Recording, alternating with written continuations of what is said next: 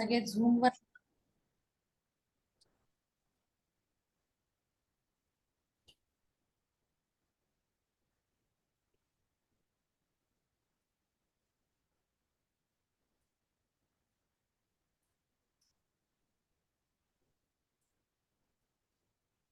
आपण 1-2 मिनिटात सुरू करूयात.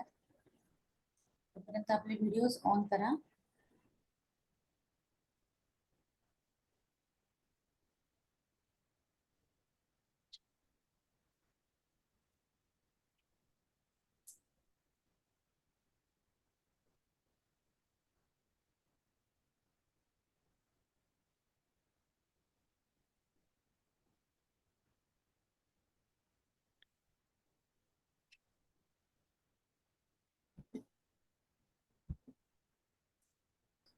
ओके. सो संतुलन आनंद मध्ये तुमचं सगळ्यांचं मनापासून स्वागत आहे. आपण पुन्हा एकदा भेटलेलो आहोत अजून एक विषय घेऊन.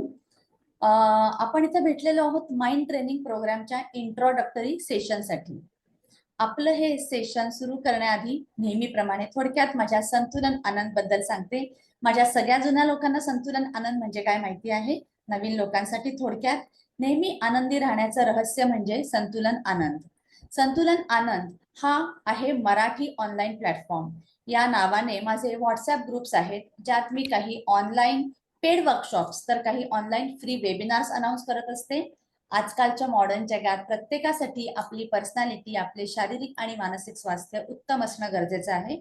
घरातील प्रत्येक जण जर शांत, निरोगी आणि तणावमुक्त असेल तर आपलं संपूर्ण घर पण शांत आणि समाधानी असतं. पण त्यासाठी प्रत्येकाने स्वतःसाठी असा थोडा वेळ काढणं आवश्यक आहे आणि हाच आहे माझ्या संतुलन आनंदचा उद्देश. माझ्या सगळ्या वर्कशॉप्स आणि वेबिनार्स मधून तुम्हाला हा संतुलन आनंद नक्कीच मिळतो. वर्कशॉप आणि वेबिनारचे अपडेट्स आपल्या संतुलन आनंदवर तुम्ही नेहमीच बघत असता. ओके, तर आता वळूयात आपण आजच्या सेशनकडे. आजकाल या स्पर्धात्मक युगामध्ये सोशल मीडियामुळे मुलांमध्ये होणारी तुलना, याच्यामुळे मुलांमध्ये स्ट्रेस, टेन्शन आणि प्रेशर वाढलेलं दिसून येत आहे आणि त्यामुळे त्यांचे मानसिक आणि शारीरिक आरोग्य बिघडत चाललेलं आहे. म्हणूनच आता मुलांना गरज आहे ती माइंड ट्रेनिंग प्रोग्रामची. आम्ही आज एक अतिशय खास असा इंट्रोडक्टरी माइंड ट्रेनिंग कार्यक्रम घेऊन आलेलो आहोत, जिथे विद्यार्थ्यांना माइंड ट्रेनिंगचे महत्व, त्याचा अर्थ आणि फायदे कळणार आहेत. विद्यार्थ्यांसाठी हा वेबिनार त्यांना त्यांच्या मानसिक आरोग्यामध्ये सुधारणा करण्यासाठी, तणाव कमी करण्यासाठी आणि आत्मविश्वास वाढवण्यासाठी नक्कीच फायदेशीर ठरणार आहे. आणि आपला हा वेबिनार प्रश्न उत्तर या स्वरूपामध्ये असल्यामुळे मला वाटतं प्रत्येकाला तो विषय सहज कळतो.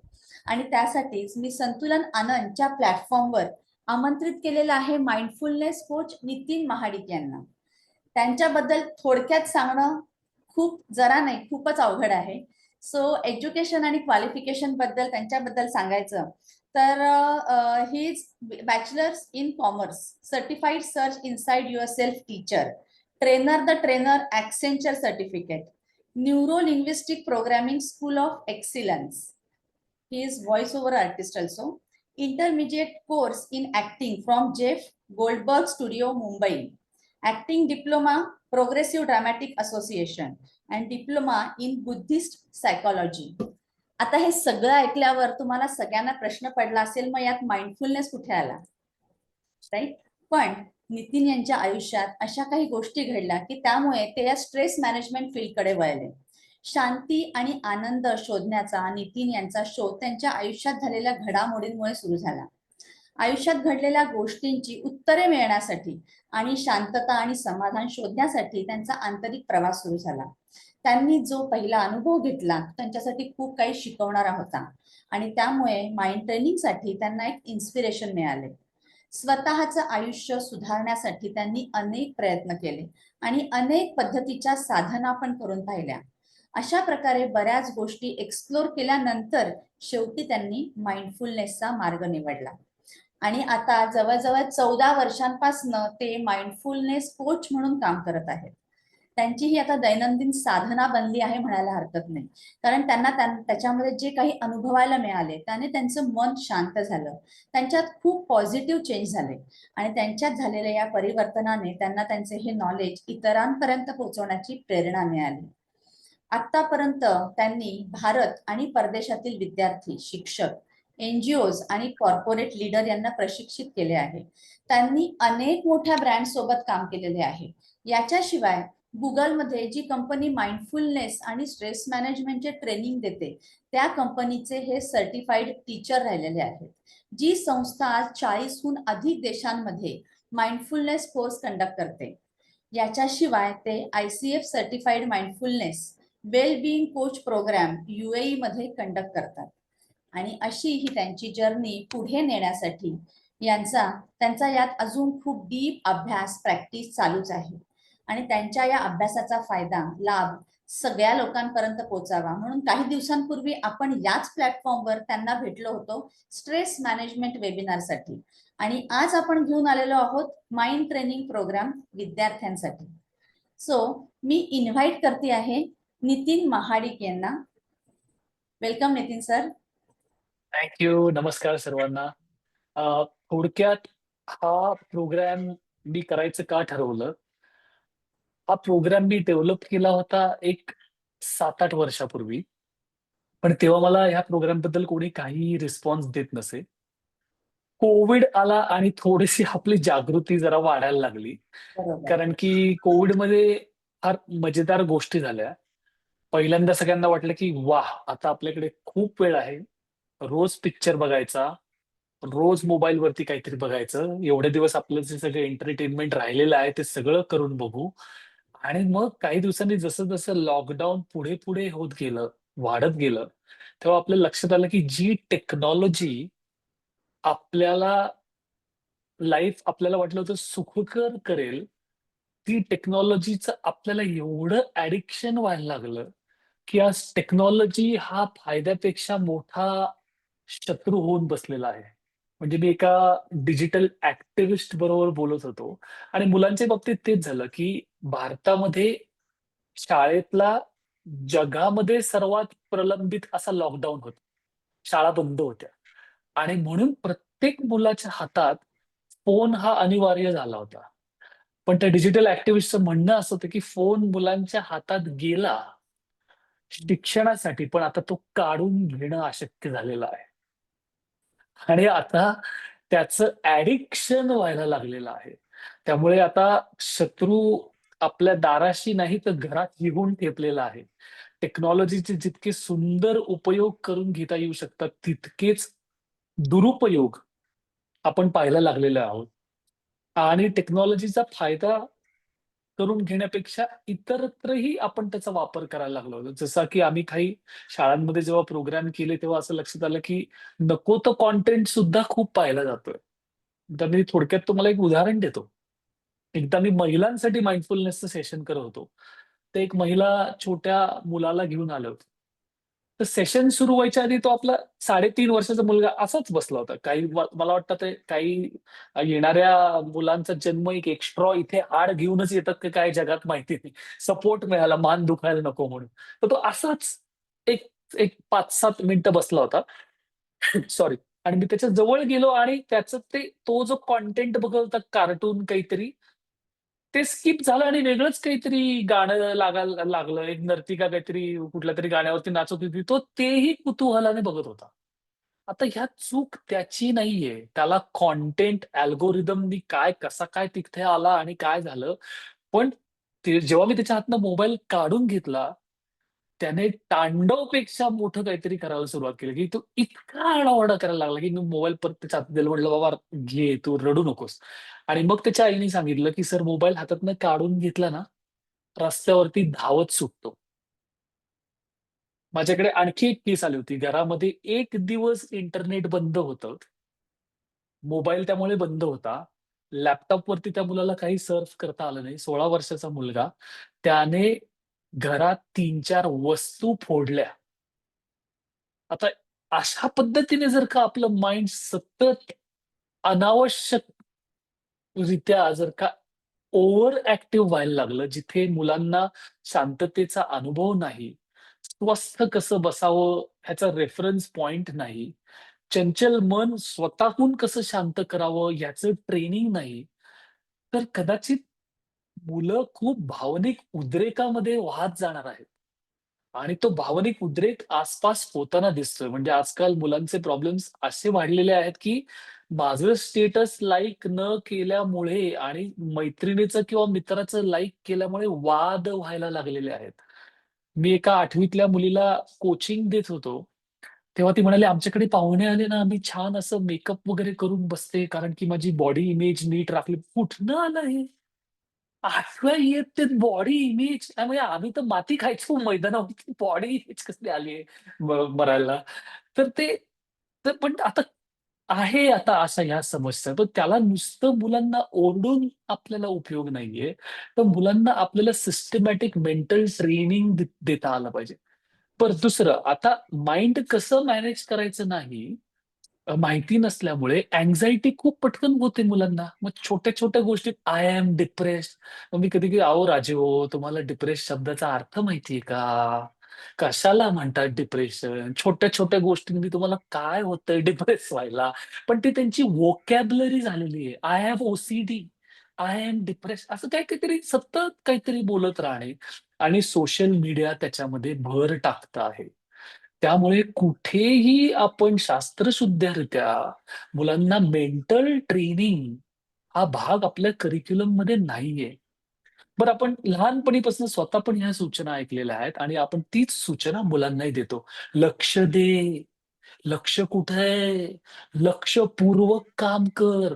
पण प्रॉब्लेम असा आहे, लक्ष कसं द्यावं, ते कसं ढळतं, ते पुन्हा कसं मिळवावं, याचं प्रशिक्षणच नाहीये आपल्याला. तर जाता येता माइंड कधी ट्रेन होत नाही. माइंड ट्रेनिंगसाठी आपल्याला एक करिक्युलम लागतो. आणि म्हणूनच आपल्या नवीन एज्युकेशन पॉलिसीमध्ये याचा फ्रेमवर्क एस्टॅब्लिश केलेला आहे किंवा सरकारचं आयुष्यमान भारत वेलनेस प्रोग्राममध्ये रिकमेंडेशन्स सुद्धा आहेत, की मुलांना शाळेमध्ये meditation skills, self awareness, negative विचार कसे हाताळावेत, भावनिक उद्रेक कसा हाताळावा, सेटबॅक कसा हाताळावा, ह्या सगळ्याचं करिक्युलमद्वारे प्रशिक्षण दिलं पाहिजे. पण प्रॉब्लेम असा आहे, की प्रशिक्षण देण्यासाठी प्रशिक्षित लोकं कमी आहेत. मग आता हे प्रशिक्षण द्यायचं कोणी? घरी कदाचित पालकांना वेळ तेवढा घालवायचा, पण तेवढा वेळ मिळत नाहीये. आणि मग या सगळ्यांमध्ये आज मुलांच्या वरती कुठला परिणाम होत असेल, तर त्यांच्या माइंडवरती सर्वात जास्त परिणाम होतोय. आणि म्हणून मी मागे पण एक गोष्ट म्हटलं होतं, की असं एआय ट्रेनिंग दिलं पाहिजे, टेक्नॉलॉजी ट्रेनिंग दिलं पाहिजे मुलांना. हो, दिलंच पाहिजे त्याच्याबद्दल काही प्रश्नच नाही. पण अगदी तज्ञ लोक ह्या फील्डमधली सांगतायत, की बाबा त्याच्या बरोबरीने मुलांना मेंटल स्ट्रेंथ कशी बिल्ड करता येईल हे शिकवलं पाहिजे. एकाग्रता कशी बिल्ड करता येईल हे शिकवलं पाहिजे. कारण ते एआय शिकवणार नाहीये. म्हणजे मी मागच्या 2 महिन्यापूर्वी दुबईत प्रोग्राम करत होतो. मला एका पार्टिसिपंटने सांगितलं, "माझी मुलं ना आता जरा काही सॅड वाटलं ना, की जातात ChatGPT, I am sad, tell me what to do." मी म्हटलं, "हेच सर्वात सॅड आहे खूप." संवाद जो असतो म्हणून मी कायम सांगतो, की आमचे सोशल स्किल्स कट्ट्यावरती डेव्हलप झालेले आहेत. वादविवाद कसे सोडवायचे, वाद घालायचा कसा, आपला मुद्दा मांडायचा कसा, आत्मविश्वास कसा मिळवायचा चार चौघात बोलण्याने, हे ह्युमन इंटरॅक्शननेच होणार आहे. हे एआय हा प्रॉब्लेम आपल्यासाठी सोडवणार नाहीये. त्यामुळे मला असं वाटतं, की इट इस हाय टाईम, की आपण अशा प्रकारचं सिस्टमॅटिक ट्रेनिंग आपल्या मुलांना दिलं पाहिजे. नाहीतर we are sitting on a emotional ticking time bomb. तर थोडक्यात माझं माझं गाऱ्हाणं संपवतो आणि मेघनाला काही प्रश्न असतील तर बरोबर आहे. मेघना विचारेल. येस. म्हणजे ऍक्च्युली आता आजकाल जे मुलांना प्रॉब्लेम भेडसावतायत किंवा मुलं त्यातनं जातायत, त्याच्यामधनं ऍक्च्युली बऱ्याच पॅरेंट्सना आपण जेव्हा हा वेबिनार अनाऊन्स केलं तेव्हा मुलांना किंवा पॅरेंट्सना हाच प्रश्न आहे की ऍक्च्युली माइंड ट्रेनिंग प्रोग्राम म्हणजे आहे काय. सो हं. पहिला प्रश्न मला तुम्हाला हाच आहे की माइंड ट्रेनिंग प्रोग्राम म्हणजे नेमकं काय आहे आणि हे मुलांसाठी आता आजकालच्या ह्याच्यामध्ये का गरजेचं आहे. हो. मी असं काय म्हणतो, की मन दिसत नाही, पण सर्वात जास्त राडे मनच घालतं. मन कुठलाही अवयव नाही, पण सर्वात जास्त प्रॉब्लेम्स तिथेच निर्माण होतात आणि तिथेच सुटतात. म्हणजे मी छोटंसं उदाहरण देतो आता तुम्हाला. माझ्याकडे एक केस आली होती. तो मुलगा ना त्या एका विशिष्ट सब्जेक्टमध्ये चांगले मार्क्स मिळवायचा. पण एका एक्झाममध्ये त्याला खूप कमी मार्क पडले. कारण कोव्हिडमध्ये त्याला काहीतरी ऑनलाईन अभ्यासाची सवय नव्हती, कॉन्सन्ट्रेशन होत नव्हतं, काहीतरी झालं होतं आणि फेल झाला त्या विषयामध्ये. तेव्हापासनं मला त्याची आई सांगत होती, की हा अभ्यास करायला लागला ना, की ह्याला हाताला घाम फुटायला लागतो. कॉन्सन्ट्रेशन होत नाही. सतत विचारायला लागतात, की मी आता पुढच्या परीक्षेत नापास झालो तर काय होईल? आणि मग त्याला कोणतरी सांगितलं होतं, "काही नाही, पॉझिटिव्ह विचार करायचा." आणखी वाट लागली. कारण तो जेव्हा पॉझिटिव्ह विचार करायचा प्रयत्न करायचा, निगेटिव्ह विचार जास्त यायचे. आणि मग अभ्यास करायचा नाही, सुन्नपणे बसून राहायचा. आता त्याच्या पालकांनी जेव्हा मला अप्रोच केलं, तेव्हा मग मी त्याला 4-5 गोष्टींवरती ट्रेनिंग दिलं. एक, स्वतःच्या भावना कशा हाताळाव्यात. दुसरं, गतवैफल्य किंवा पास्ट फेल्युअर मधनं बाहेर कसं यावं. आता बाहेर कसं यावं म्हणजे काय फिजिकली बाहेर यायचं नाहीये, माइंडमधनं बाहेर कसं यायचंय. त्यासाठी मग काय हाताळायचंय? येणारे ऑटोमॅटिक विचार, येणाऱ्या बॉडीमध्ये सेन्सेशन्स. नंतर मग मी त्याला क्रिएटिव्ह व्हिज्युअलायझेशन शिकवलं आणि त्याला हे शिकवलं, की अँक्झायटीचे थॉट्स जेव्हा येतील, तेव्हा त्या थॉट्सला आपण कुठल्या पद्धतीने हाताळलं पाहिजे. आणि मग आपण त्याला एक 4-5 सत्रांचं ट्रेनिंग दिलं होतं आणि थँकफुली त्याने त्या पुढच्या परीक्षेमध्ये चांगला अभ्यास त्याचा होऊ शकला, चांगले मार्क मिळाले आणि त्याला कॉन्फिडन्स परत मिळाला. नाहीतर मला त्याची आई सांगत होती, की हा आता काय करतो माहितीये का? ह्याला वाटतं, की आपल्याला सगळे चिडवतील, की तू फेल्युअर आहेस. म्हणून खोलीत बंद करून घेतो स्वतःला. जात नाही मित्रांमध्ये, मिक्सअप होत नाही. तर हाच करिक्युलम आहे आपला. आपण 8 सेशन्समध्ये त्याचं डिव्हिजन केलेलं आहे.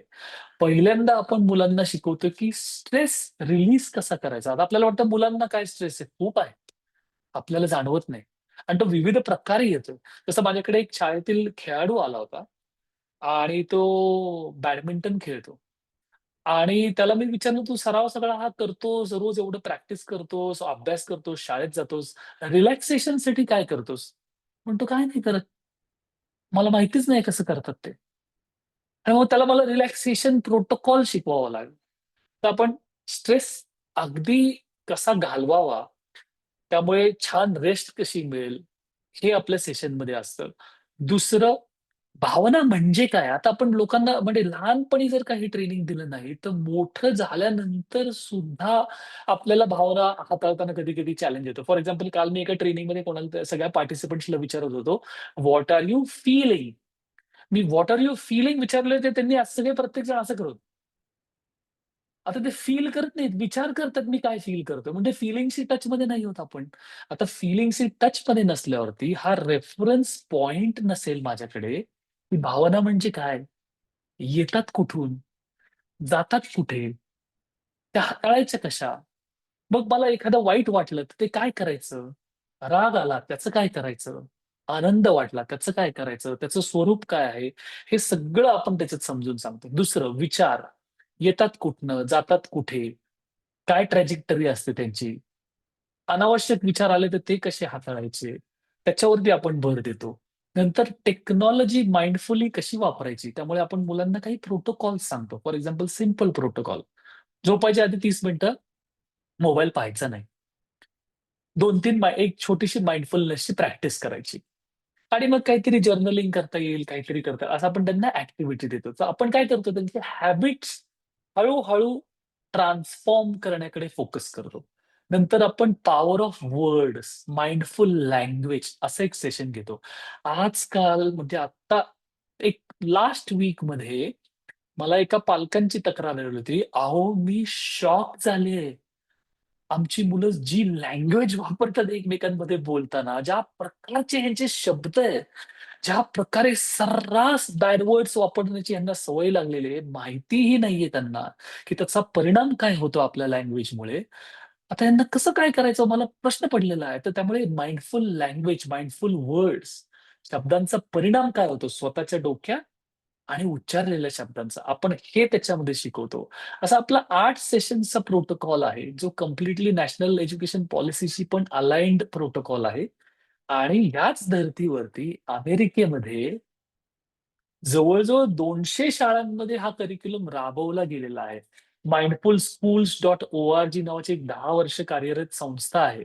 त्यांनी हा करिक्युलम तिकडे राबवलेला आहे. त्यामुळे टाईम टेस्टेड करिक्युलम आहे, सायंटिफिक आहे.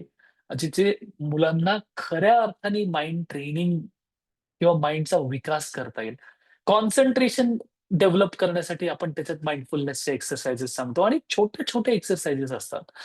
पण सायन्स असं सांगतं, की छोट्या-छोट्या एक्सरसाइजेस सुद्धा रिपिटेशन केल्याने मुलांचं माइंडचा विकास व्हायला सुरुवात होते. मुलं काय ॲडल्टसाठी पण तीच प्रक्रिया आहे.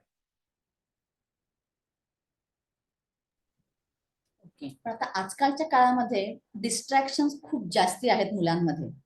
होय, सो मुलांचं लक्ष सतत विचलित होत असतं. सो या होय. प्रोग्राममध्ये त्यासाठी काही शिकवणार आहात का? कारण हे फार ओके. आजच्या काळात मुलांसाठी फार महत्वाचं आहे. करेक्ट.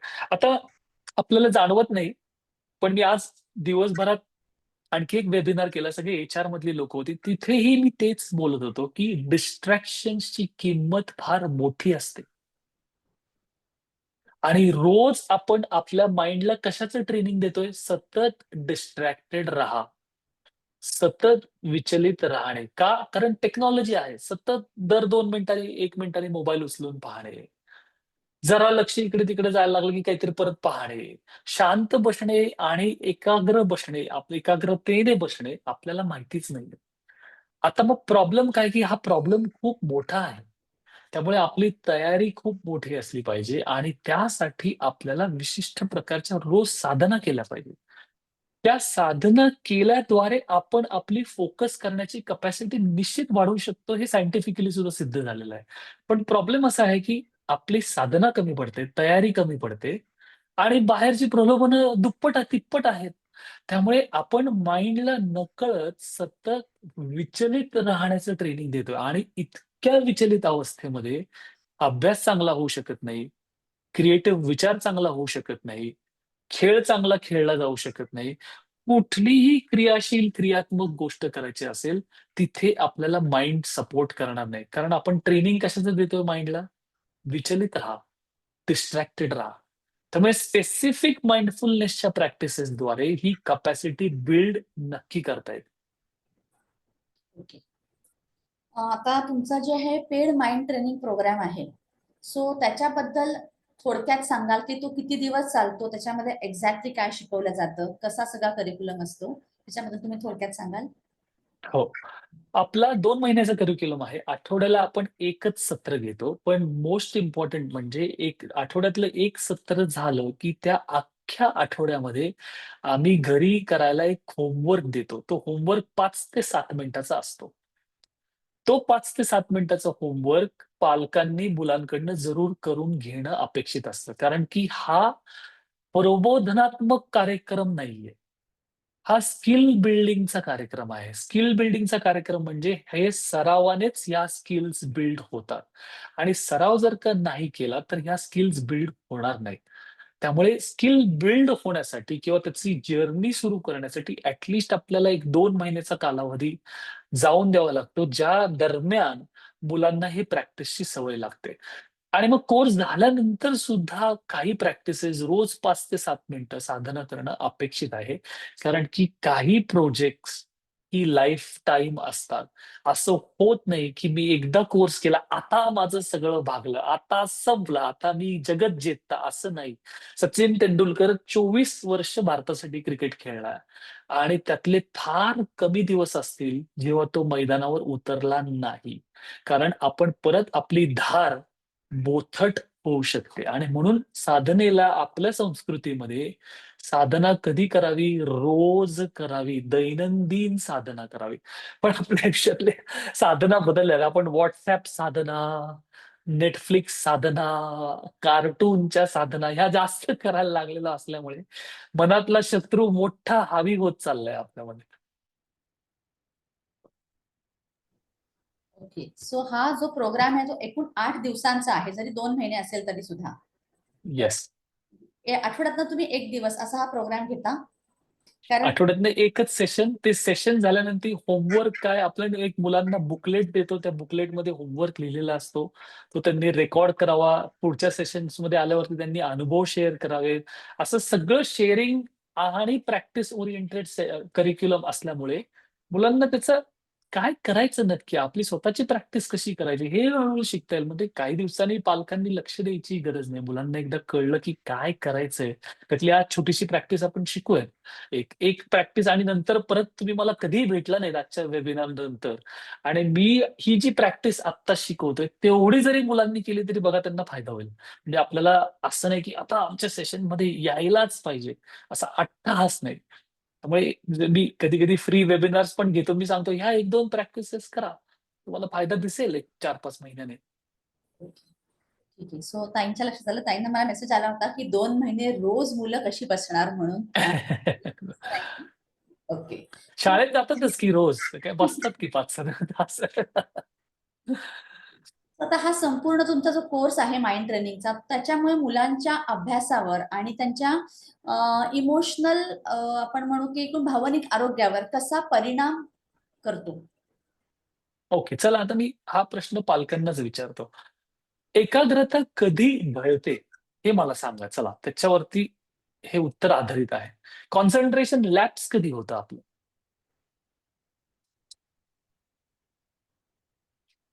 चॅटवर तुम्ही विचारू हो, कोणी शकता. चॅटवरती रिप्लाय करू शकतील.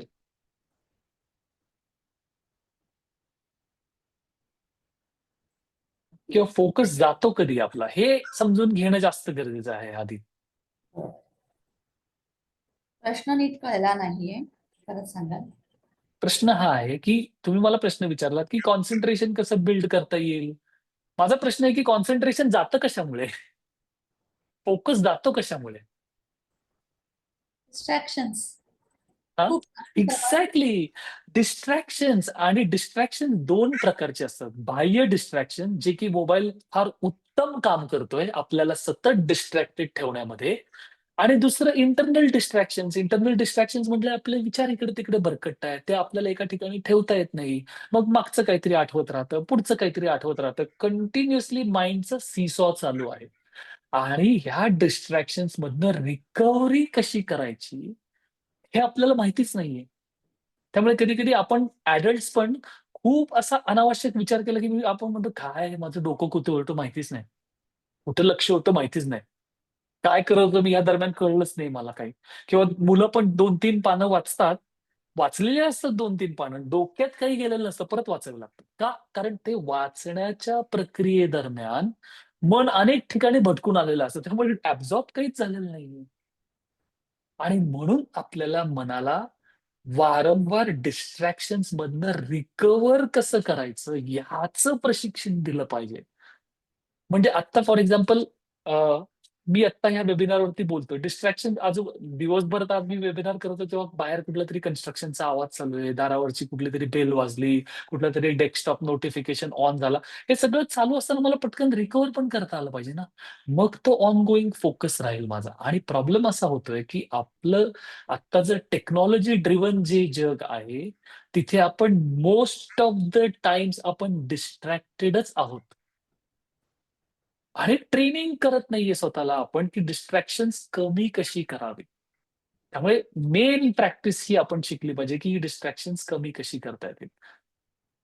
बरोबर. शिवाय काही जणांचे आलेले चॅटमध्ये की फिअर इन माइंड आणि फिअर ऑफ अनसीन हो, प्रॉब्लेम. हो.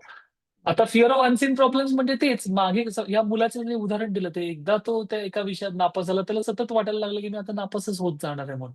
आणि ती धास्ती अँक्झायटी यायला लागली. तर अँक्झायटी फक्त ॲडल्ट्समध्ये नाही, मुलांमध्ये पण प्रचंड लेव्हलच्या अँक्झायटीज वाढलेल्या आहेत आता. काल मला एका पालकांचा फोन आला होता, की त्यांचा मुलगा कॉम्पिटिटिव्ह स्पोर्ट्समध्ये आहे आणि तो प्रॅक्टिसमध्ये उत्तम खेळतो. मॅचमध्ये ऑपोनंट थोडा वरचढ असेल, की त्याची अँक्झायटी सुरू होते आणि त्याला स्किल्स एक्झिक्यूटच करता येत नाही. सेम एक्झामिनेशन अँक्झायटी बद्दल होतंय. सेम सोशल अँक्झायटी बद्दल मुलांमध्ये व्हायला लागलेलं आहे. म्हणजे असं निदर्शनास आलेलं आहे, की कोविड नंतर जेव्हा मुलं शाळेत गेली, अनेक लोकांना सोशल इंटरॅक्शनची मुलांना अँक्झायटी व्हायला लागली होती. तर हे मुलांमध्ये जे फिअर आहे त्याच्यामुळे मला वाटतं बऱ्याच मुलांमध्ये कॉन्फिडन्स लेव्हल खूप कमी असणं हे फिअरमुळेच फक्त होऊ शकतं. कॉन्फिडन्स कधी येऊ शकतो? जिथे पीस आहे तिथेच कॉन्फिडन्स डेव्हलप होऊ शकतो. जिथे भीती आहे तेव्हा ब्रेन आपला सर्व्हायव्हलसाठी काम करतो फक्त. वाचवण्यासाठी मला. आणि फिअर म्हणजे काय? Fear is an alarm system, alarm signal from the brain, की आता मला जेमतेमच करू देत फक्त माझ्या प्रोटेक्शनसाठी. आणि मग फिअर मधनं 3च रिस्पॉन्सेस येऊ शकतात. Fight, flight or freeze. आपण क्रिएटिव्ह नाही बनू शकत फिअर असल्यावरती. किंवा आजकाल मुलांमध्ये असेही प्रॉब्लेम्स खूप आहेत की मुलगा हुशार आहे, पण आपण माझ्या मित्रापेक्षा पुढे जाऊ ना, मी अभ्यास करतो आहे पण मला परीक्षेत चांगले मार्क पडतील ना, मला मार्क कमी पडले तर आजूबाजूची लोक, आपले आई बाबा काय म्हणतील, हा एक जो फिअर असतो त्याच्यामुळे सुद्धा मुलांची कॉन्फिडन्स लेवल खूप डाऊन होते. म्हणजे हुशार मुलगा सुद्धा परीक्षेमध्ये अभ्यास करून चांगले मार्क मिळवू शकत नाही. सो याच्यावर सुद्धा आपलं माइंड ट्रेनिंग काम करतं. निश्चित. आता इथे प्रॉब्लेम कुठे आहे? त्याला काय हाताळायला पाहिजे? लोकांना हाताळलं पाहिजे का बाहेर? नाही. स्वतःचे विचार हँडल करता आले पाहिजे. आणि ते विचार जर का हँडल नाही करता आले, तर मग काय मन इकडे-तिकडे धावणारच आहे. आणि आपली जशी डेव्हलपमेंट झालेली आहे, ह्युमन ब्रेनची development, first function of human brain is protection आणि सर्व्हायव्हल. क्रिएटिव्ह हा प्रोसेसेस नंतर सुरू होतात आणि त्यामुळे जर का सतत असे नकारात्मक विचारांमध्ये आपण गुरफटत गेलो, काय होईल माझं? कसं होईल? होईल का नाही होईल? मी चांगला अभ्यास केलेला आहे, तरी मला चांगले मार्क पडतील का नाही? मी फेल झालो तर काय? आता काय शिकलं पाहिजे? हे अनावश्यक विचार जे की निगेटिव्हिटीकडे सहज धावतात, हे कसे हाताळावे? आणि ते हाताळता आले, तर अँक्झायटी लेव्हल्स कमी होणार आहे. बॉडीमधल्या कॉर्टिझॉल लेव्हल्स कमी होणार आहेत आणि आपोआप हळू-हळू कम्फर्ट वाढत जाणार आहे. आणि त्यासाठी हे प्रशिक्षण अत्यंत महत्वाचं आहे. कारण बघा आत्ताच जर का मुलांना अँक्झायटी कशी हाताळावी, हे आपण जर का नाही शिकवलं, आयुष्यात अजून पुढे खूप मोठे चॅलेंजेस पडलेले आहेत. आपण 140 कोटीच्या देशांमध्ये राहतो. अत्यंत स्टिफ कॉम्पिटिशन असणार आहे. प्रत्येक स्फिअरमध्ये जिथे जाल तिथे स्पर्धा अतिशय तीव्र होत जाणार आहे. आणि मग त्यातनं आपल्याला यश नाही मिळालं तर वैफल्यग्रस्त होण्यापेक्षा आत्मविश्वास परत कसा मिळवता येईल हे कुठनं मिळवावं लागतं? डोकं आपल्याला जे काही ड्रामा घडतोय इथे, तो ड्रामाच हाताळावा लागतो ना, दुसरं काय आहे? Right. बरोबर. अं, प्रश्न घेऊयात का आपण एक थोड्या वेळ काही? हो, हो. अर्चना ताईंना मी अनम्यूट करते 1 मिनिट. सर फक्त आपल्या वेबिनारच्या नंतर आपण एक इंट्रोडक्टरी वेबिनार मध्ये आपण साधारणतः मुलांसाठी कॉन्सन्ट्रेशनसाठी एखादी टिप देऊ शकाल? हो, शिकवणार आहे आता एक practice. Yes, yes. Yes, yes. 1 minute. Yes, तुम्ही अनम्यूट करा. थँक्यू सो मच मेघना. नितीन सर, आता सध्याच्या घडीला मी ऍज अ टीचर आणि सायकोलॉजिस्ट काउन्सिलर म्हणून काम करते. तर होय, हो. काही मुलं आहेत शाळेत किंवा रादर आजूबाजूला किंवा आमच्या घरात सुद्धा रील्स जे फॅड आहे, रील्समुळे मुलांना सध्या तरी अभ्यास नकोय. होय. रादर त्यांना अभ्यासापेक्षा त्यांना डान्स, सिंगिंग किंवा जे रील्स मध्ये त्यांना जे दिसतंय की बाबा हे आपण केलं पाहिजे, ह्याच्यामध्ये सुद्धा काही प्रॉब्लेम्स आहेत. तर तेही हे माइंडफुलनेस मध्ये क्लिअर होतील? हं. डायरेक्टली हे बघा आता हे डायरेक्टली माइंडफुलनेसचा एक परिणाम म्हणजे आपण त्यांना डिसिजन मेकिंग कसं करावं हे शिकू शकतो. त्याच्या टाइपला एक सत्र असतं की how to make decisions mindfully. आणि मग ओके. त्याच्यामध्ये थिंकिंग प्रोसेस आपण त्यांना शिकवू शकतो, की बाबा फॉर एक्झाम्पल आत्ता आपण काय सांगतो, "हे नको करूस, हे वाईट आहे." पण म्हणतो, "नाही वाईट राईट. आहे. ह्या डान्सला 50,000 व्ह्यूज आहेत. वाईट कसं असेल? मग 50,000 लोकं कसं बघतील हा डान्स? हे भारीच आहे." असं. पण मग आता त्यांना हो. मग त्यामुळे क्रिटिकल थिंकिंग कसं करावं? आणि जसं मी अडल्टसाठी पण हा जेव्हा प्रोग्राम करतो तेव्हा मी सांगतो, की विचार कसा करावा ह्याचंही प्रशिक्षण आपण घेतलं पाहिजे ॲक्चुअली. आणि मग त्यांना लॉजिकल डिडक्शन करून जेव्हा आपण काही गोष्टी जरा समोर मांडणी करू, तेव्हा कदाचित the possibility of these children making informed choices will be better. आत्ता आपण काय करतो, प्रबोधनात्मक खूप सांगतो ना त्यांना, आणि मुलांना प्रबोधन नकोय. त्यांना आपल्याशी करेक्ट. लॉजिकली वाद घालायचा आहे, की का नको करू हे सांग आधी. मला पटवून दे, तुझा मुद्दा मला सांग काय आहे ते. हे डायरेक्ट म्हणजे आपले पालक कसे जास्त पटवून बिटवून नाही, एक फटका मिळेल तुला, तसं नाही होत आता ते. त्यामुळे तसं नाही माझा होत. ऍक्च्युली माझ्या मुलीबरोबर होतं ते, हा हा की तिचं अभ्यासाकडे तिने क्लिअरली सांगितलंय, की मला तू शाळेत पाठवू नको. होय. मला दिसतंय की बाबा रील केल्यावरती किंवा डान्स केल्यावरती इतके पैसे भेटताय, मग तू मला अभ्यास का सांगते? आणि त्याच्या हम्म. मागचं लॉजिक समजावून देता देताना इतकी दमछाक होय होऊन जाते, की होय एक्झॅक्ट करायचं काय हे जरी कळालं ना आपल्याला तरी खूप आहे. एक्झॅक्टली. आता बघा, दुसरं एक मी तुम्हाला आणखी एक सांगतो की आता मुलांच्या माइंडवरती कशाचा बडगा आहे, की त्यांना समोर जे दिसतंय ते. मला असं वाटतं की मी जेव्हा चिल्ड्रन ग्रूमिंग वरती जेव्हा आपण काम करतो, तेव्हा त्यांना कॉन्ट्रॅडिक्टरी एक्सपिरियन्स तुम्ही जोपर्यंत दाखवत नाही ना, की बघ हे परिणाम बघितलेत का तू? आणि जेव्हा ते आता त्यांच्याकडे कुठल्या स्टोरी स्टँड आउट होतात हे भारी आहे. म्हणून तुम्हाला माहितीये का, ऍडolescent नावाची जी नेटफ्लिक्सची सिरीज आहे, ती युके मधल्या प्रत्येक शाळेत दाखवली जाणार आहे. आणि पालक इथे जेवढे सगळे पालक आहेत, ऍडolescent सिरीज नेटफ्लिक्स वरची आवर्जून बघा. 1 महिन्याचं ₹199 सबस्क्रिप्शन घ्या तुमच्याकडे नसेल तर, आणि तुमच्या पाल्यांसोबत बघा. आता इथे जेव्हा आपण त्यांना एक कॉन्ट्रॅडिक्टरी एक्सपिरियन्स दाखवतो, बघ तुला एकच पार्ट दिसला का जगातला, आता हा दुसरा पार्ट पण आहे. आणि आता बस, आता आपण चर्चा करूयात याचे परिणाम काय आहेत ते. तर तिथे, आणि ते थोडंसं टाइम कन्झ्युमिंग आहे ना, त्यामुळे आपल्याला पटकन काय होतं, नाही करायचं आता मी बंद करणार आहे मोबाईल वगैरे. ते काही काळाकरता होईल, पण तुम्ही रात्री अंथरुणात झोपून तुम्ही झोपल्यावरती ते बघत बसणार आहे. ओके. अजून एक चॅटवर क्वेश्चन आलेला आहे, how to handle the stress in loss of confidence of mind.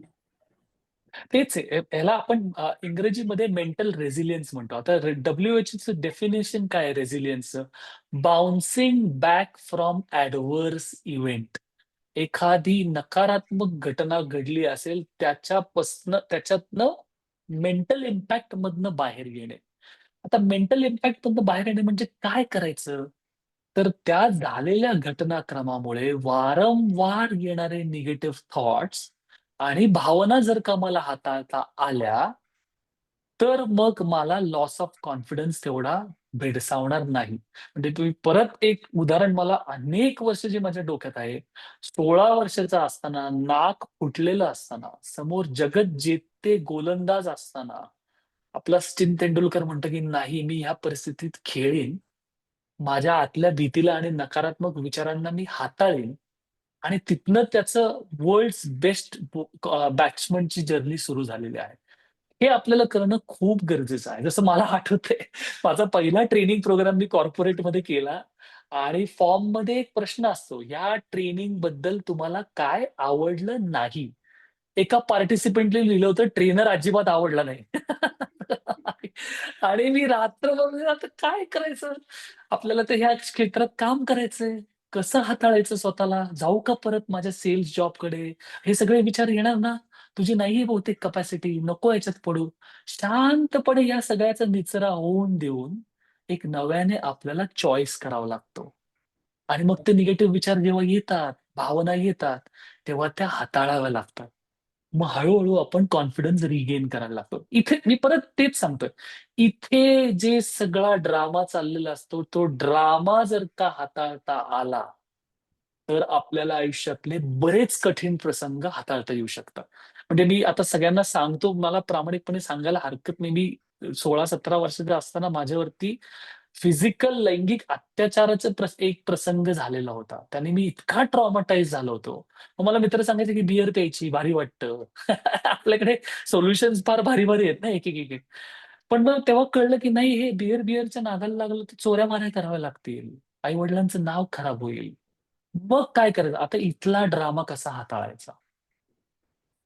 शेवटी तिथेच जाऊन थांबतं ते सगळं.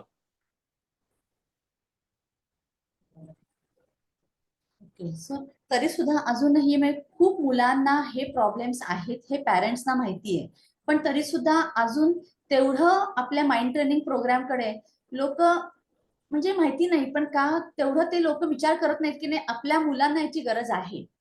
सो हम्म. मलाच तुम्हाला असं एक विचारायचं की पालकांनी आपल्या मुलांना हा प्रोग्राम का करून द्यावा, आपण त्यासाठी त्यांना काय सांगा?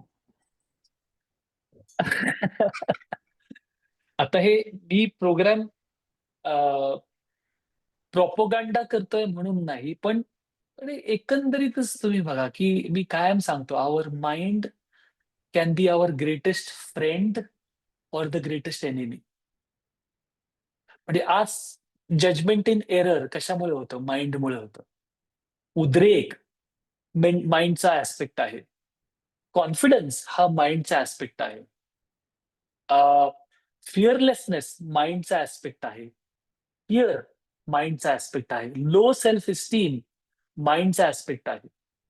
आता हे सगळे माइंड मेंटल ऍस्पेक्ट जर का असतील आपले, आणि माइंड जर का खूप मोठा रोल यशामध्ये प्ले करत असेल, तर मग इट्स ओनली नॅचरल आणि लॉजिकल की आपण त्या डेव्हलपमेंटकडे जास्त लक्ष दिलं पाहिजे. म्हणून मेघना, मी आज तुला एक लिंक पाठवली होती. प्रोफेसर भरत आनंद जे हार्वर्डमध्ये शिकवतात, त्यांचा तो एक 45 मिनिट्सचं टॉक आहे. त्यांना पण असं एकाने प्रश्न विचारला होता, आम्ही आमच्या मुलांना काय शिकवावं? तर ते काय म्हणाले माहिती की एआय वगैरे तर मुलं शिकतीलच, तुम्ही नाही शिकवलं तरी स्वतःहून शिकतील. भावना कशा मॅनेज कराव्या, इमोशन्स काय असतात, एम्पथी काय असतं, इमोशनल रेग्युलेशन काय असतं, सेल्फ बॅलन्स कसा क्रिएट करावा, हे शिकवा. हे एआय नाही शिकवणार. आणि हे इतकं महत्वाचं आहे की आपण याकडे किंवा मुलं आत्ता जो पाठ्यक्रम शिकतायत ना, कदाचित 10-15 वर्षांनी त्याचा काही रेलेव्हन्सच राहणार नाहीये. पण रेलेव्हन्स कशाचा राहणार आहे? माइंडचा रेलेव्हन्स हा सदैव राहणार आहे. एआय येवो किंवा न येवो किंवा आणखी कुठलं युग येवो. जितकं माइंड आणि इनफॅक्ट टेक्नॉलॉजी आल्यामुळे मनाला आता भरकटायला खूप मार्ग आहेत. ते कसं हाताळायचं? त्यामुळे आपण काय म्हणतो एकमेकांमध्ये पण चर्चा करायचं, शांत बसतच नाही तो. सतत काहीतरी चाळा. शांत बसण्याचा आपल्याला रेफरन्सच नाही. मुलं काय ॲडल्ट्स बरोबर पण ते घडतंय सध्या. त्यामुळे आपल्याला एक नवीन चळवळ निर्माण करावी लागणार आहे. अगदी बरोबर. किंवा मेंटल ट्रेनिंग किती महत्वाचं आहे याची.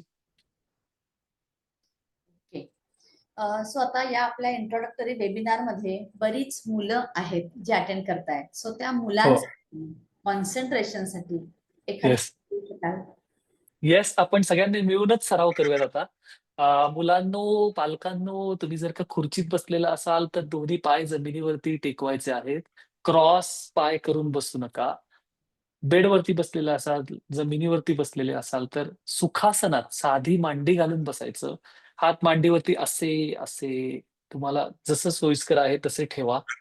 सावकाश डोळे बंद करायचे. माझ्या फक्त सूचना ऐकत ऐकत ही प्रॅक्टिस करायची. आता सुरुवातीला तुमचं मनाद्वारे सगळं लक्ष नाकाच्या टोकाकडे घेऊन जायचं.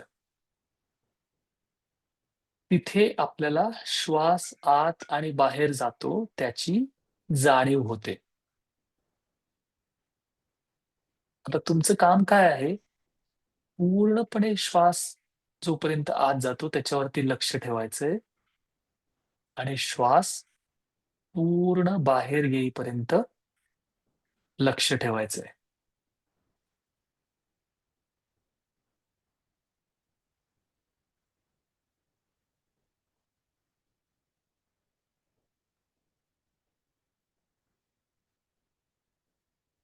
आता हे करत असताना तुम्हाला लगेच लक्षात येईल की बाबा लक्ष टिकत नाही. लगेच आला एखादा विचार, काय करताय?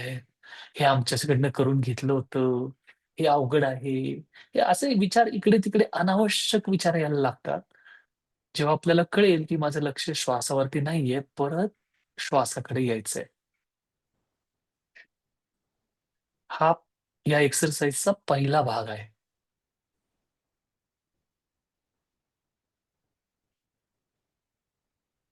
मन इकडे-तिकडे कुठेही भरकटलं आणि मन सर्वात जास्त विचारांमध्ये भरकटतं. हळूच परत लक्ष श्वासाकडे.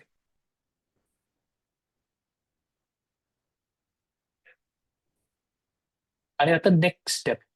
आता मनामध्ये ओम हे अक्षर व्हिज्युअलाइज करायचं आहे. त्याचा साईज मीडियम असू शकतो. मीडियम साईज ओम, कलरफुल बघू शकता, ब्लॅक अँड व्हाईट बघू शकता, तुमचा चॉईस. आणि जोपर्यंत तो ओम मनामध्ये स्पष्टपणे दिसत नाही, तोपर्यंत तो व्हिज्युअलाइज करायचा प्रयत्न करायचा. आणि ओम स्पष्ट दिसला की मेंटली फक्त ओम असं म्हणायचं. सायलेंटली तुम्ही रिपीट करू शकता. पण ओम जोपर्यंत मनात दिसत नाही, व्हिज्युअलाइज होत नाही, तोपर्यंत ओम म्हणायचा नाही. असं आपण एक फक्त 5 वेळा करूया. सो एकदा करायचं, परत मग परत एकदा व्हिज्युअलाइज करायचं ओम. ओम दिसला की सायलेंटली मनात ओम असा उच्चार करायचा.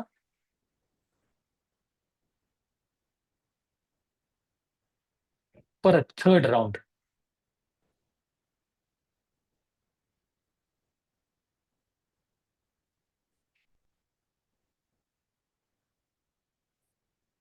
Fourth round.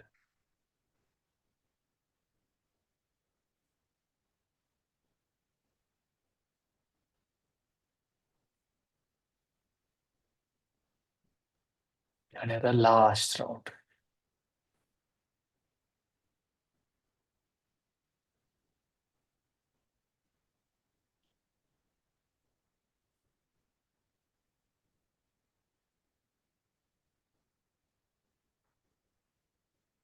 ओके. आता सावकाश डोळे उघडा.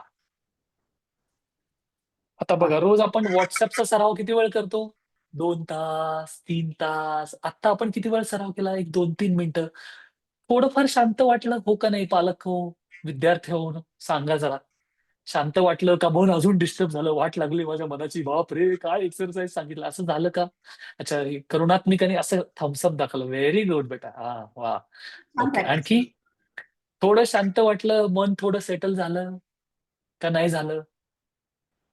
अर्चनाजी म्हणतात येस, रुपालीजींनी असं थम्सअप दाखवला, आर्याने थम्सअप दाखवला. म्हणजे काय बघा, आपल्या आतमध्ये क्षमता आहे. त्याला आपण घाट कसा घालतो, वळण कसं देतो, त्याच्यावरती सगळं अवलंबून आहे. आणि एकदा जर का आपल्याला हा रेफरन्स पॉइंट मिळायला लागला, की बाबा काहीही न करता शांत होता येतं, खूप मोठी विक्ट्री आहे ही. परवा मी एकदा मीटिंगला गेलो, चुकून फोन घरी विसरून गेलो. 6.5 तास फोन माझ्याजवळ नव्हता.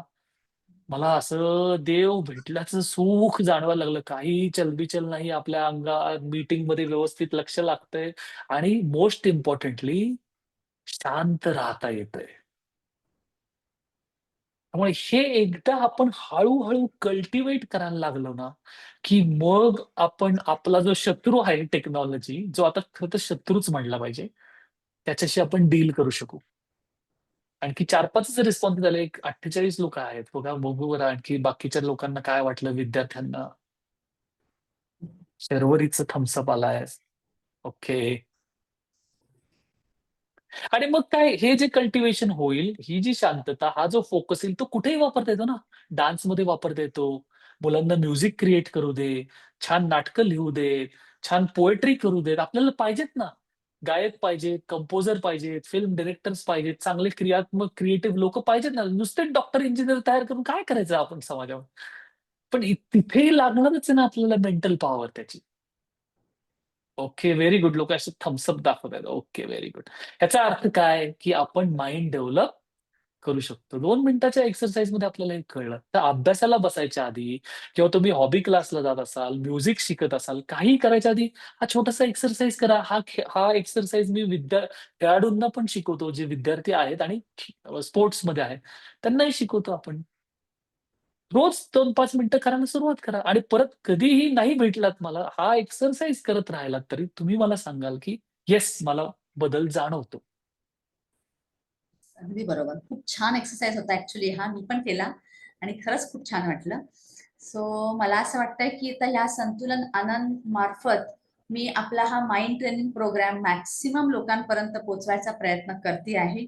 जेणेकरून एक अवेअरनेस क्रिएट होणं फार गरजेचं आहे, जी आजकालच्या मुलांसाठी गरज आहे.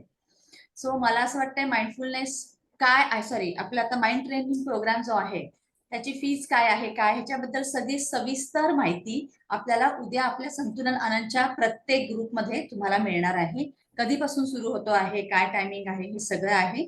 सो त्याच्यावर तुम्ही बघू शकता.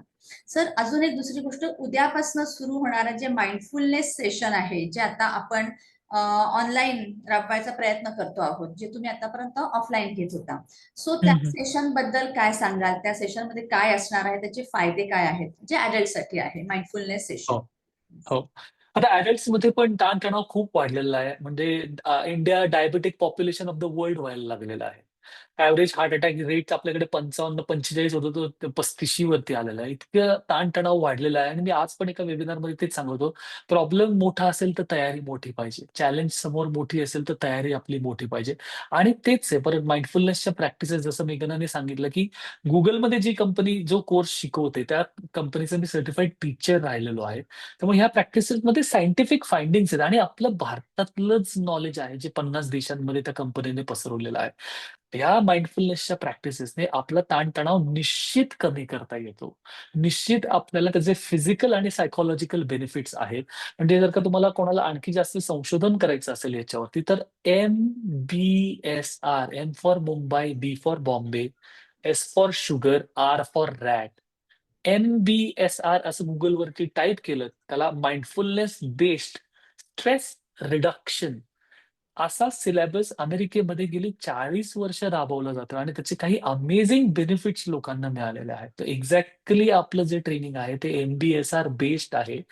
जे टूल्स तुम्ही शिकून तुम्हाला आयुष्यातला ताणतणाव खूप मोठ्या प्रमाणात कमी करता येऊ शकतो.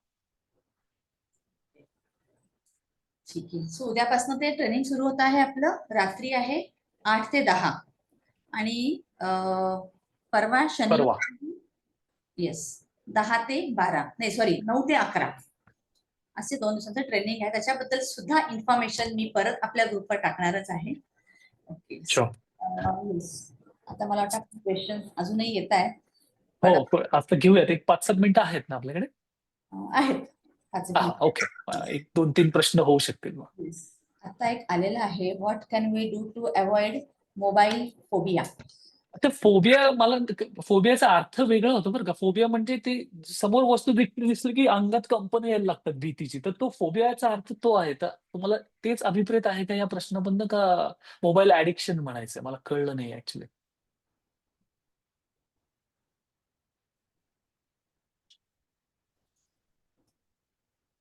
चॅट येईपर्यंत थांबूयात आपण. मला तर हो मोबाईल ऍडिक्शन त्यांना म्हणायचं असेल, की आपण आजकाल फोबिया नाहीये कुणाला, सगळ्यांना ऍडिक्शन झालेलं आहे मोबाईलचं. हो, एक्झॅक्टली. आता मी तुम्हाला एक छोटस सांगतो की मी एका कंपनीमध्ये माइंडफुलनेसचं ट्रेनिंग केलं. अच्छा, ऍडिक्शन वर संजयजी, ओके. एका कंपनीमध्ये माइंडफुलनेसचं ट्रेनिंग केलं आणि मी त्यांना एक गोष्ट करायला सांगितली होती. सकाळी उठल्यावरती पूर्वी आपण काय करत असो, धरती मातेला नमस्कार करा, आपण रात्रभर झोपलो तर दसलो नाही आतमध्ये, आपल्याला पकडून ठेवलं, सूर्य उगवला असेल तिकडे जरा चेहरा करून प्रार्थना म्हणा, शांतपणे दिवसाची सुरुवात करा. आपण आता मोबाईल सकाळी डोळे उघडायच्या आधी मोबाईल ऑन झालेला असतो. तो वॉशरूम्स मध्ये घेऊन जातो आपण. सतत आपल्याला मोबाईल आपल्या समोर बरोबर एखादा अवयव असल्यासारखा लागतो. मी त्या ग्रुपला, त्या लीडर्सला सांगितलं, तुम्हाला जर का इफेक्टिव्ह लीडर आणि सिटिझन व्हायचंय, पहिल्यांदा सकाळी उठल्या उठल्या 30 मिनिटं मोबाईल बघायचा नाही. तुम्हाला असं वाटेल आज आपला प्राण जाणार आहे, तर तुम्ही स्ट्रेचर बिचर रेडी ठेवा घरी. तुम्हाला हार्ट अटॅक वगैरे आला तर घरचे पोहोचवतील तुम्हाला हॉस्पिटलमध्ये, पण माझी गॅरंटी असं काही होणार नाही. आणि मला एका महिलेची कॉमेंट आवडली. त्यांनी काय सांगितलं माहितीये 2 महिन्यानंतर, "सर, मी सकाळी 8 ला घर सोडते, संध्याकाळी 7 ला घरी जाते. घरी जाईपर्यंत माझ्या अंगातली सगळी एनर्जी फुस झालेली असते." कारण मुंबईमध्ये ट्रॅव्हल करून जाणे आणि माझी 3 वर्षाची मुलगी आणि रोज मला गिल्ट असायचा, की मी मुलीबरोबर नीट वेळ घालवत नाही. हा 30 मिनिटाचा सकाळी उठल्यावरती मोबाईल बंद करण्याचा प्रयोग किंवा ऑनच नाही करायचा. त्या 30 मिनिटात मी मुलीबरोबर मनसोक्त खेळायला सुरुवात केलेली आहे. आणि आई म्हणून माझा गिल्ट कमी झालेला आहे. आणि ती 30 मिनिटं आता मी 45 मिनिटावरती नेलेली आहेत. आणि मी ऑफिसमध्ये येईपर्यंत माझ्या मोबाईलला हात लावत नाही. ह्याला म्हणतात न्यू हॅबिट बिल्डिंग. आणि न्यू हॅबिट बिल्डिंग केल्याशिवाय आपलं ऍडिक्शन जाणार नाही. म्हणून मी दिवसभरात छोटी छोटी टार्गेट ठरवतो. आता 10 मिनिटं जग बुडालं तरी मोबाईल बघायचा नाही. मग स्वतःची पाठ ठोठायची. वा रे बेटा नितीन, वेल डन. पण 10 मिनिटं बघितलं नाही म्हणजे 30 मिनिटं डोकं खुपसून बसायचं नाही त्याच्यात. आणखी थोडा पॉज घ्यायचा. असं करून आपल्याला नवीन हॅबिट्स बिल्ड केल्या नाहीत, तर मोबाईलच्या ह्या हॅबिटमध्ये आपण खेचले जाणार आहोत आणि आपलं अपरिमित नुकसान होऊ शकतं. बरोबर. पुढचा प्रश्न आहे, मोबाईल ऍडिक्शन मोस्टली लहान मुलांचे, मोबाईल दिल्याशिवाय जेवत नाहीत. खूप मोठा हे थोडंसं चॅलेंज केलं पाहिजे. एखादा दिवस उपाशी ठेवून बघा मुलाला. भूक लागल्यावरती मागून खाईल. हे जरा थोडंसं आपला एस्केप मेकॅनिझम आहे. "हे घे बाबा, हे बघ, म्हणजे तू माझं काम पटकन होईल." की मला पटकन तुला भरवता येईल. तर मुलगा किती वर्षाचा आहे, मुलगी माहिती नाही मला. पण असं नाहीये, निसर्गाने असं काही मेकॅनिझम आतमध्ये टाकलेलं नाहीये, की मोबाईल चालू करा, भूक लागते. असं होत नाही कधी. भूक लागली की लोकं आपोआप मागून खातात. त्यामुळे आपल्यालाच थोडंसं काहीतरी हे करावं लागणार आहे. अ, हा समज पण हे आपल्या ज्या धारणा आहेत ना, की मोबाईल दिल्यावरतीच मुलं जेवतात. थोडंसं मला वाटतं ते चॅलेंज केलं पाहिजे आपण जरा, किंवा कारण प्राकृतिकरित्या असं काही बॉडीमध्ये मेकॅनिझम नाहीये. बरोबर आहे. 1 वर्ष आणि 3 वर्ष. नाही, मग आत्ता तुम्ही ताबडतोब घरचे सगळे स्मार्टफोन डंब फोनमध्ये कन्व्हर्ट करा. ते स्मार्टफोनच लांब ठेवून द्या तुम्ही. आणि हे की कल्टिव्हेशन आहे परत, की भूक लागल्यावरती खातात, गॅरंटीड खातात. म्हणजे माझा भाचा जे शाळेत जातो ना, त्यांना फिक्स्ड मधली खायची सुट्टी नाहीये. मुलांना कधीही वाटलं ना, मला आत्ता भूक लागली, की ते डबा उघडून बाहेर जाऊन डबा खाऊ शकतात. म्हणजे इतकं छान नैसर्गिकरित्या ते सायकल सेट केलेलं आहे. मग तेव्हा त्यांना, आणि शाळेत तर मुलांनी मोबाईल घेऊन जाण्याचा काही प्रश्नच नाही, कारण तो आहेच 8 वर्षाचा. बरोबर सगळा डबा संपवून घरी आलेला असतो. बरोबर. मला वाटतं आणि आजकाल मुलंही बघतात की पॅरेंट्स मोबाईलवर सारखे आहेत, त्यामुळे मे बी ते त्यांनाही त्यावेळेला मोबाईल हवा असतो. सो त्यामुळे पालकांना सुद्धा हे आव्हान आहे. पालक हो, जागी राहा. मुलं तुम्हाला बघत आहेत. तसं ते सीसीटीव्ही कॅमेरा तुम्हाला बघत आहे तसं. वाढले आहे. या रुपालीजी, कोर्सचं एज ग्रुप 10 ते 18 आणि 18 ते 25 वेगळा एज ग्रुप आहे. मग आता आपण जे घेणार आहोत ते 10 ते 18 या एज ग्रुप 10 ते 18. मध्ये असणार आहे. Yes, yes. त्याच्या आधीच्या मुलांसाठी आपण काही करू शकत नाही, कारण आजकाल मला असं वाटतं 2-3 वर्षांपासूनच्या मुलांपासून प्रॉब्लेम सुरू झालेले आहेत. हो, नाही, त्याच्या आधीच्या मुलांसाठी थोडंसं ना ग्रास्पिंगला थोडासा वेळ लागू शकतो. त्यामुळे आपण आत्ता तो प्रयोग करत नाही आहोत. Right. अरे बापरे, हा पर्सनल प्रश्न आहे. हं. आर्याजी, आपण ह्याच्यावरती थोडंसं मी तुम्हाला एक वेगळा ॲड्रेस पाठवतो. म्हणजे एक छोटीशी व्हॉइस नोट करून पाठवेन. मेघना, तुम्हाला रिमाइंड कर. एक 5-7 मिनिटं मला ते करावं लागेल. त्याच्यावरती तेच आहे, की आता शाळांमध्ये पण आणखी हे खूप व्हायला लागलंय, की चिडवा-चिडवी, बुलिंग करतात एकमेकांना. फॉर एक्झाम्पल, मी स्वतः याची शिकार झालेलो आहे. मला ण हे अक्षरच उच्चारता येत नसे शाळेत. तर मी पाणी म्हणायचो. बाण, इकडं आण, तिकडून ताण असं म्हणायचं. आणि मी इतका चिडवला गेलेलो आहे. आणि त्याचा परिणाम माझ्यावरती काही वर्ष राहिला होता. म्हणजे मी त्या चिडचिड्या स्वभावातनं स्वतःला वाचवण्यासाठी मग वेडेवाकडे शब्द वापरायचो.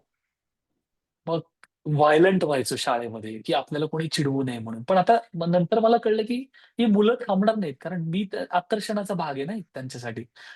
एंटरटेनमेंट होतंय त्यांचं मस्त 7-8 लोकांचं मिळून. मग कुठे आता, मग मला स्वतःला सेल्फ कंपॅशन नावाची आपण एक प्रॅक्टिस शिकवतो आपल्या कोर्समध्ये.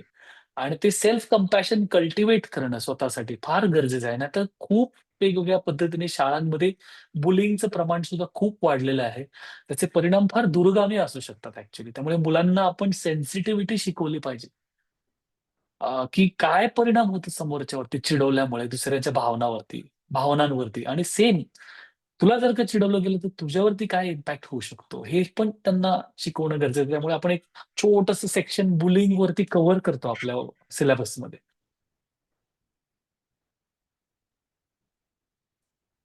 14 ते 19 वर्षांच्या मुलांमध्ये ओसीडी असेल तर काय करावे? आता मला याच्यावरती खूप डायग्नोस्टिक क्वेश्चन्स विचारावे लागतील. स्ट्रेट फॉरवर्ड खरंच तो ओसीडी आहे की नाही हे बघितलं पाहिजे. आधी का फक्त पॅटर्न बिहेवियर आहे आणि त्याच्यावरून थोडंसं त्यांना काउन्सिलिंग, प्रबोधनात्मक आणि माइंडफुलनेस प्रॅक्टिसेसने मदत होऊ शकते. माइंड ट्रेनिंग मध्ये हे कव्हर होऊ शकतं? आपण 14 ते 19 आत्ता बॅच घेत नाही आहोत, पण अच्छा 14 आहे. हा 14 मध्ये थोडंसं आपण ग्रुप सेटिंग मध्ये ते ऍड्रेस नाही झालं तर थोडंसं पर्सनल हेल्प लागू शकते असा माझा अंदाज आहे. कारण स्पेसिफिकली आपल्या सिलेबसमध्ये ओसीडी वरती सेक्शन नाहीये. ओसीडी निश्चित बरा होतो, 100% बरा होतो. काय OCD is not a disease. त्यामुळे ओसीडीला आम्ही न्यूरोलिंग्विस्टिक प्रोग्रामिंग मध्ये म्हणतो की त्या जे जे बिहेवियर आपण वारंवार रिपीट करतो त्याचं मिनिंग चेंज केल्यावरती पर्स्पेक्टिव्ह चेंज होऊ शकतो. त्याला कॉग्निटिव्ह बिहेवियरल थेरपी असंही म्हटलं जातं. सो मला असं वाटतं आता आपले क्वेश्चन झालेले आहेत आणि तुम्ही खूप छान पद्धतीने माइंड ट्रेनिंग म्हणजे काय हे लोकांपर्यंत पोहोचवलेलं आहे. सो मला असं वाटतं आहे की पालकांपर्यंत हा विषय खूप छान पोहोचलेला आहे आणि ज्या पालकांना असं वाटतं आहे की नाही माझ्या मुलाला या माइंड ट्रेनिंगची प्रोग्रामची गरज आहे त्यांनी जरूर रजिस्ट्रेशन करावं. उद्या सगळीकडे सगळ्याच आपल्या ग्रुपवर लिंक आणि त्याच्याबद्दल सगळी डिटेल माहिती तुम्हाला ग्रुपवर मिळणार आहे. त्याप्रमाणे आपण रजिस्टर नक्की करा. सो येस नितीन सर अजून काही बोलण्यासारखं आहे, सांगण्यासारखं आहे? नाही काही नाही. मला हेच वाटतं की माझं विशेषतः मला तरुण लोकांबरोबर खूप काम करायचं आहे आणि मला जो प्रॉब्लेम तिथे आढळतो it's connected to the mind again. त्यामुळे त्या ऍस्पेक्ट कडे आपण लक्ष देणं अत्यंत महत्वाचं आहे. अगदी बरोबर आहे sir. Okay so thank you so much. आपण असेच थँक्यू. विषय थँक्यू. घेऊन संतुलन आनंदच्या ऑनलाईन प्लॅटफॉर्मवर भेटत असणार आहोत. आपलं युट्यूब चॅनल सुद्धा आहे ज्यावर आपले हे ऑनलाईन वेबिनार्स जे आहेत ते आपण नक्कीच परत लावणार आहोत. सो युट्यूब चॅनलला माझ्या नक्की लाईक करा, सबस्क्राईब करा. सो तुम्ही असे वेगवेगळे विषय त्याच्यावर बघू शकाल. So thank you so much. Good night. Thank you. Thank you. Bye bye. Thank you.